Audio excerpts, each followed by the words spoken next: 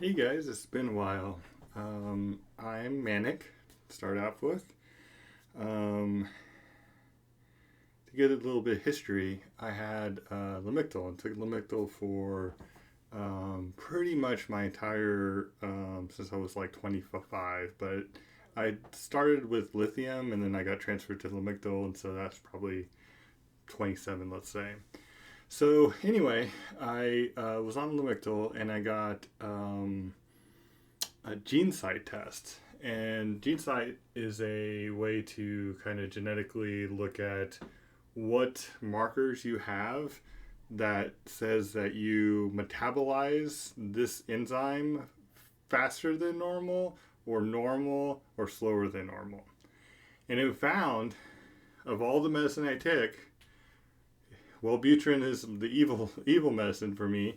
But all the medicine, all the medicines, the one I took, Lamictal, it said it was subtherapeutic. So for a long time, I was on just Lamictal, and I was fine. And so I talked to my doctor, and at this time, I was taking like Trazodone and in Invega and and Lamictal. And so I thought like Lamictal can kind of go away. It's probably not doing anything until we can kind of get back. So that was like May 1st. Then sometime around mid-May, I'm starting, the taking tapering off, and I just get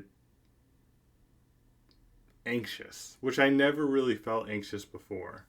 I called the doctor, the psychiatrist, and she prescribed um,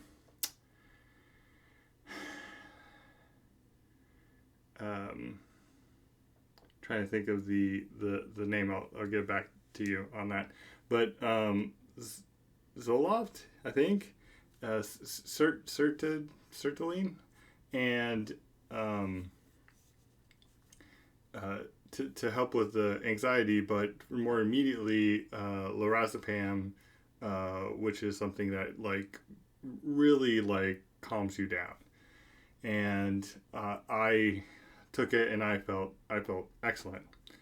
So anyway, I'm still struggling with anxiety, and I decided to go on short-term disability, and I was off mid-May to mid-June, and I, got used to the fact that it wasn't working, and I had an appointment with my psychiatrist, and she said, like, hey,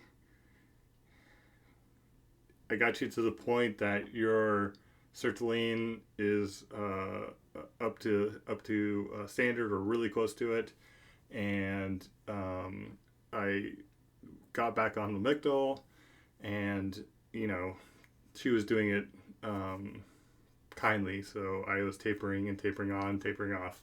But anyway, she's like, you're pretty much there, and I was like, I don't see myself getting better with another week of vacation.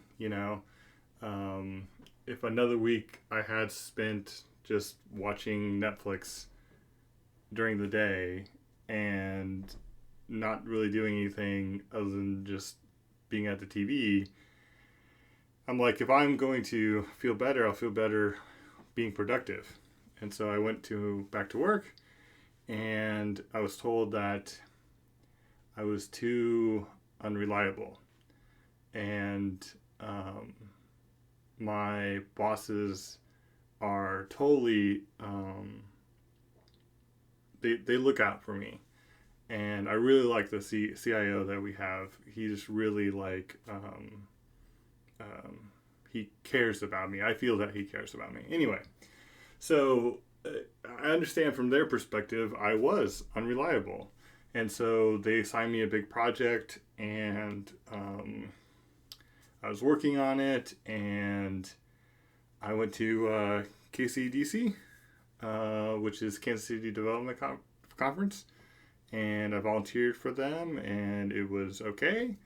But when I was going to work, it just just wasn't fulfilling what I was doing, and it made me sad, and I kind of felt depressed, and I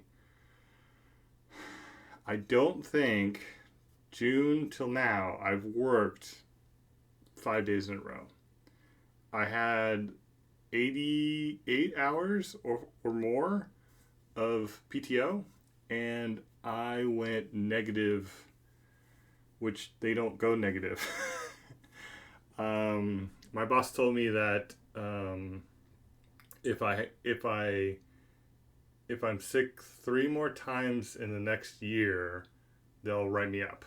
And I'm working with getting FMLA, and maybe I can do FMLA or something with them. But I just want to record because I'm manic and I have energy, and I want to know if you have bipolar disorder and you get manic. I have 2 symptoms. One symptom is water. I have to drink water. I just am so thirsty. And I thought it was due to the fact that I'm more talkative, but it started like this morning at 3:30 in the morning when I started working. I was downing water, and I downed it. I mean, I probably had 4 or 5.